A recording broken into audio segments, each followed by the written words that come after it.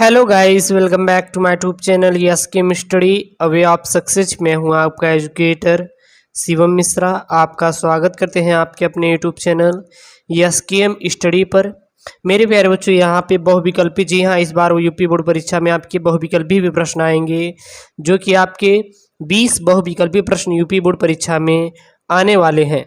और प्यारे बच्चों, हर एक प्रश्न को आपको अच्छे से पढ़ना है। तो इसमें आज हम आपको 6 टॉपिक, जी हाँ, 6 सबसे महत्वपूर्ण टॉपिक से सबसे महत्वपूर्ण प्रश्न लेके आए हैं। 6 टॉपिक से सभी प्यारे बच्चों हैं आपके प्रश्न, गद्यांश, पद्यांश, व्याकरण और आपके लेखक तो सभी हैं, कृतियां, हर एक से प्यारे बच्चों इंपॉर्टेंट प्रश्न आज लेके आए। तो इसको आपको वीडियो छोड़ना नहीं है, बल्कि पूरा आपको पढ़ना है। अगर ये वीडियो देखें तो गारंटी लेते हैं कि आपको वहाँ पे कम से कम 40 अंक तो आपका ज़रूर क्लियर होगा, ठीक है ना। क्योंकि बहुविकल्पी से ही आपको अति लघुत्तरीय प्रश्न बनती हैं, जो आपके 1-1, 2-2 अंक के रहते हैं आपके बोर्ड में, वही बनती हैं। तो पहला प्रश्न है यहाँ पे, कंकाल किस विधा की रचना है।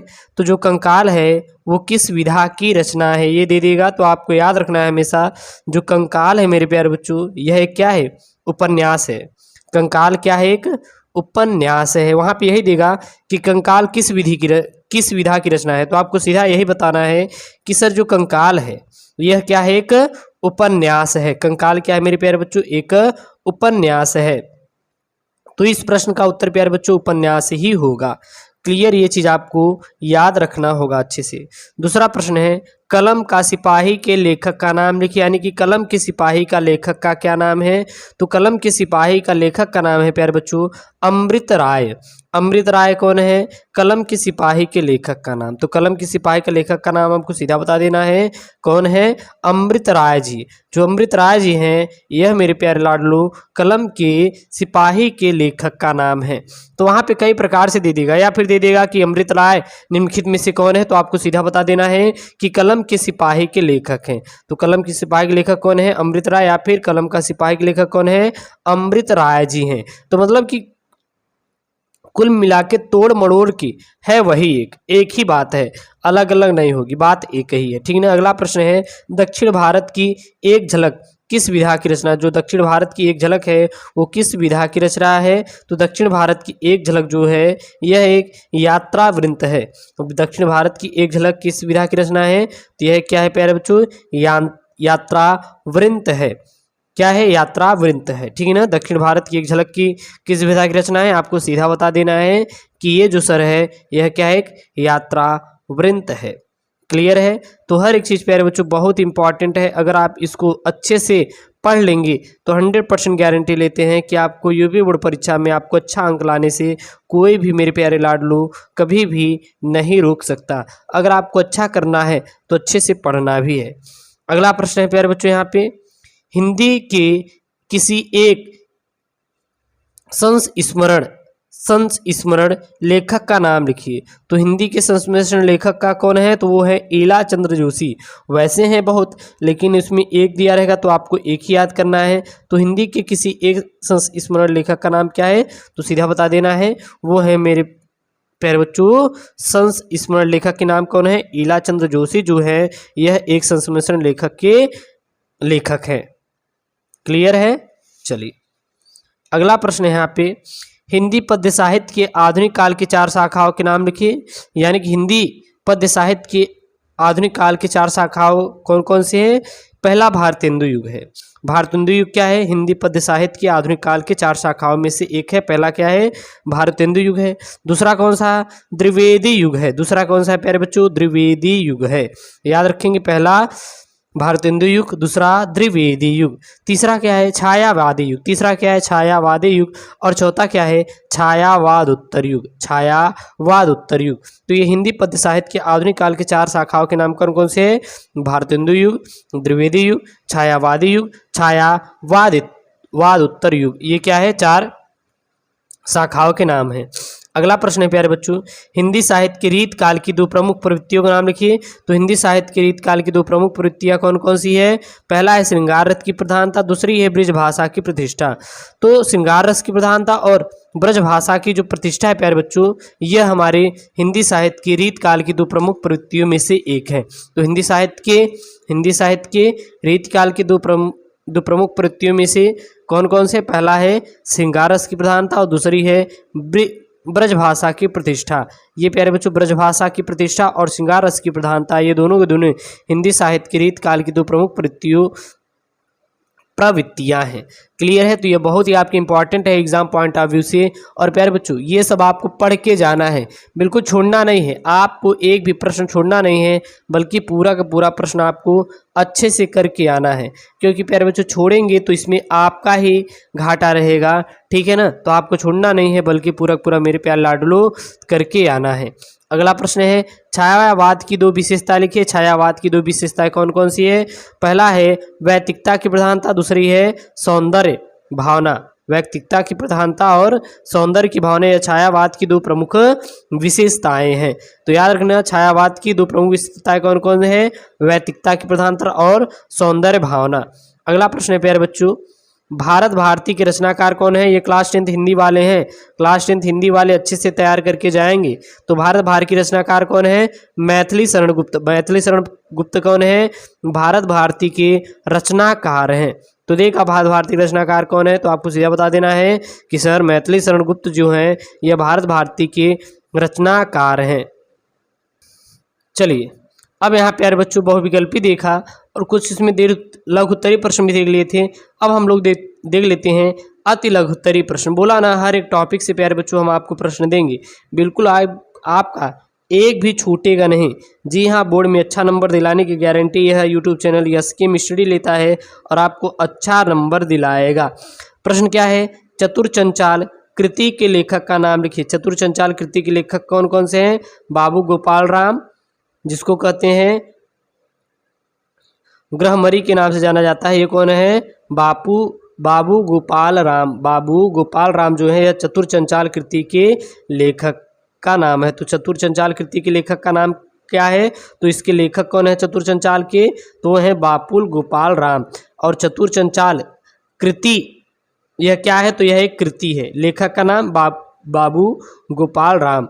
अगला है प्रश्न कलम का सिपाही किस विधा की रचना है?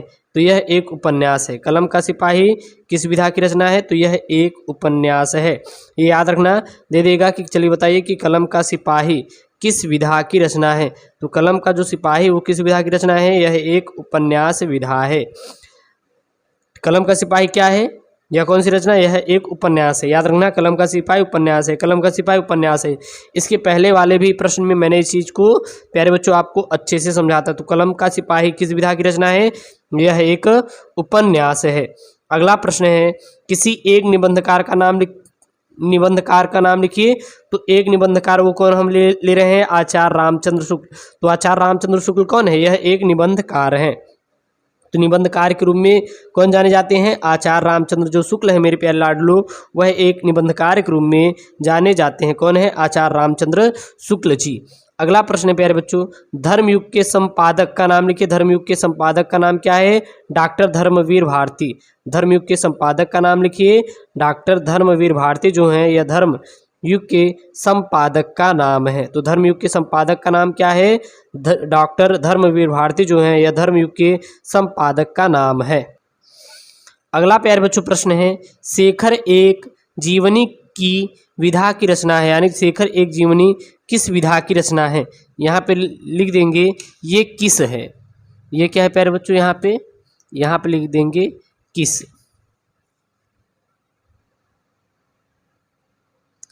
विधा की रचना? तो शेखर एक जीवनी किस विधा की रचना है? शेखर एक जीवनी उपन्यास विधा की रचना है। शेखर एक जीवनी किस विधा की रचना है? तो याद रखना शेखर एक जीवनी उपन्यास विधा की रचना है। तो हर एक चीज़ को प्यारे बच्चों अच्छे से आप लोग डिस्कशन करके पढ़ेंगे और फिर उसको वहाँ पे बोर्ड में अच्छा खासा नंबर लाएंगे। तो प्यारे बच्चों अगर बोर्ड परीक्षा में आपको अच्छा खासा नंबर चाहिए तो पढ़ना तो आपको अच्छे से है। अगर आप अच्छे से पढ़ेंगे तभी वहाँ पे अच्छा खासा नंबर आपका आएगा। अगला प्रश्न है आधुनिक कविता का प्रमुख विशेषताओं का उल्लेख कीजिए, यानी कि आधुनिक कविता का प्रमुख विशेषताएं कौन कौन सी हैं? तो आधुनिक कविता की प्रमुख विशेषताएं निम्नलिखित प्रकार की हैं। पहला क्या है? जीवन के यथार्थ चित्रण। तो आधुनिक कविता की प्रमुख विशेषताएं क्या क्या है? पहला है जीवन के यथार्थ चित्रण, दूसरा है देश प्रेम की भावना, तीसरी है खड़ी बोली में काव्य रचना और चौथा है बौद्धिकता की प्रधानता। तो जीवन के यथार्थ चित्रण, देश प्रेम की भावना, खड़ी बोली में काव्य रचना और बौद्धिकता की प्रधानता, ये चारों के चारों प्यारे बच्चों आधुनिक कविता की प्रमुख विशेषताएं हैं। तो आधुनिक कविता की प्रमुख विशेषताएं याद रखना, जीवन की यथार्थ चित्रण, देश प्रेम की भावना, खड़ी बोली में काव्य रचना और बौद्धिकता की प्रधानता, ये प्यारे बच्चों चारों के चारों आधुनिक कविता की प्रमुख विशेषताएं इस प्रकार से हैं। क्लियर है? इतना आपको क्लियर ही नहीं। अगला प्रश्न है, तीसरा सप्तक काव्य संग्रह का प्रकाशन किस वर्ष में हुआ? तो तीसरा सप्तक काव्य संग्रह का प्रकाशन किस वर्ष में हुआ? तो तीसरा सप्तक काव्य संग्रह का प्रकाशन सन 1959 ईस्वी में हुआ। तीसरा सप्तक यानी काव्य संग्रह का प्रकाशन किस वर्ष हुआ? तो याद रखना सन 1959 ईस्वी में तीसरा सप्तक काव्य संग्रह का प्रकाशन हुआ था। तो यह बहुत इंपॉर्टेंट है आपके एग्जाम पॉइंट ऑफ व्यू से, तो इसको प्यारे बच्चों अच्छे से याद रखेंगे।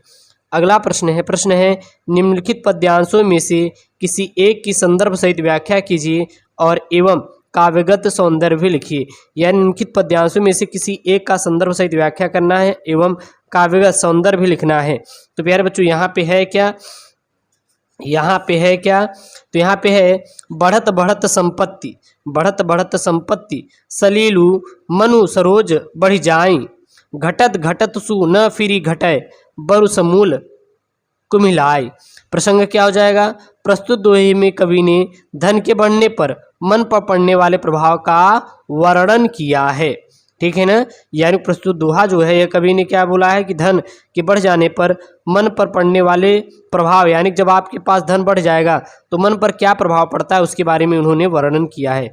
बढ़त बढ़त संपत्ति से ले लूँ, यानी कवि कहता है कि धन रूपी जल के बढ़ जाने पर मन सरोज बढ़ जाए, मन रूपी कमल भी बढ़ता चला जाता है, किंतु धन रूपी जल के घटने के साथ साथ घटत घटत सुन फिर घटे बरुस समूल कुमिलाए। यानी धन रूपी जो आपका प्यारे बच्चों देख लीजिए, यहाँ पे कवि का कथन है कि धन रूपी जल के बढ़ जाने के साथ साथ मन रूपी कमल भी बढ़ता जाता है, किंतु धन रूपी जल के घटने के साथ साथ मन रूपी कमल नहीं घटता, अपितु समूल नष्ट हो जाता है। अर्थात धन के बढ़ जाने पर मन की इच्छाएं नहीं घटती, तब परिणाम यह होता है कि मनुष्य यह सह नहीं पाता और दुख के मरे हुए की क्या हो जाता है? समान हो जाता है। काव्य सौंदर्य देखें तो कौन सी भाषा है? ब्रज भाषा है। कौन सी शैली है? मुक्तक शैली है प्यारे बच्चों। छंद कौन सा है? दोहा है। और रस कौन सा है? शांत रस से यहाँ पे किया गया है। कौन सा अलंकार है? तो पुनरुक्ति प्रकाश और रूपक तथा अनुप्रास है। कौन सा गुण है? एक प्रसाद है। ठीक है ना? और प्यारे बच्चों अगला प्रश्न है कि उत्प्रेक्षा अलंकार क्या होता है? तो इसकी परिभाषा आप लिख देंगे, जहां उपमेय में उपमान की संभावना की जाए वहां पे उत्प्रेक्षा अलंकार होता है। तो ये व्याकरण से रिलेटेड प्रश्न है। ठीक है ना? यानी कि प्यारे बच्चों इसका देख सकते हैं उदाहरण, मनु मानो जनु जानो मनहु जनहु आदि उत्प्रेक्षा के वाचक हैं। उदाहरण के लिए सोहत ओढ़े पितुपटु श्याम सलोने गात, मनो नीलमणि शैल पर आतप परो प्रभात। स्पष्टीकरण देखें तो यहाँ पीला वस्त्र धारण किए हुए कृष्ण के श्याम शरीर, यानी कि जिसमें उपमेय है, में प्रातःकालीन धूप के शोभित नीलमणि शैल यानी कि उपमान है जो कि अप्रस्तुत है की संभावना की गई है, अतः क्या एक उत्प्रेक्षा अलंकार है। तो ये प्यारे बच्चों क्लास 10 हिंदी का सबसे महत्वपूर्ण है। और प्यारे बच्चों 6 टॉपिक को केवल एक ही वीडियो में यहाँ पे लिया गया है और ये आपके बोर्ड परीक्षा में यहाँ से जरूर आएगा, इसलिए इसको पढ़ के जाएंगे। ऐसे ही वीडियो चाहे तो चैनल को जरूर सब्सक्राइब करें। ओके दोस्तों, थैंक यू, जय हिंद।